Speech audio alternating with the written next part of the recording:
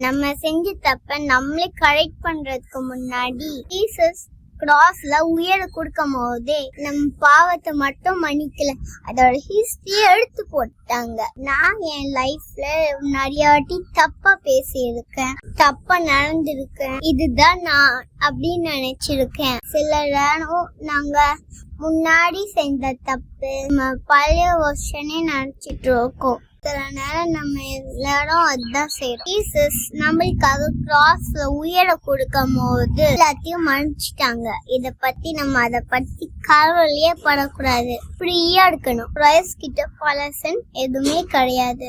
நம்மளுக்கு ஒரு பர்பஸ் இருக்கு அப்படின்னா பழைய விஷயம் நம்மளுக்கு ஐடென்டிட்டியா எதுவுமே இருக்காது. ஜீசஸ் இத பத்தி என்ன சொல்றாங்கன்னா, ரோமன்ஸ் 8:1 நம்ம ஃப்ளெஷ்ல நடக்காம நம்ம ஸ்பிரிட்ல நடக்கும் போது நம்மளுக்கு என்ன பனிஷ்மெண்ட்டும் கிடையாது. நான் ஏதோ ஒரு பனிஷ்மெண்ட் இல்லைன்னு சொல்லல, எந்த பனிஷ்மெண்ட்டும் கிடையாது அப்படின்னு பைபிள் சொல்லுது. இன்னும் நீங்க ஜீசஸ் கிட்ட நான் பாவின்னு சொல்லிட்டு இருந்தீங்கன்னா உங்க பாவத்தை வச்சு நீங்க யாருன்ட்டு டிஃபைன் பண்றத நிறுத்துங்க. இத பத்தி 2 Corinthians 5:17 என்ன சொல்லுது தெரியுமா? நம்ம கிரைஸ்ட்குள்ள வரும்போது பழசுன்ட்டு எதுவுமே கிடையாது, நம்ம நியூ கிரியேஷனா ஆகுறோம். ஏன்னா நம்மளுக்கு பாஸ்ட்ன்ட்டு எதுவுமே கிடையாது. நம்மளுக்கு எல்லாருக்கும் ஒரு பர்பஸ் இருக்கு. இந்த வீடியோ உங்களுக்கு இல்லைன்னா திரும்ப ஃபர்ஸ்ட்ல இருந்து பாருங்க.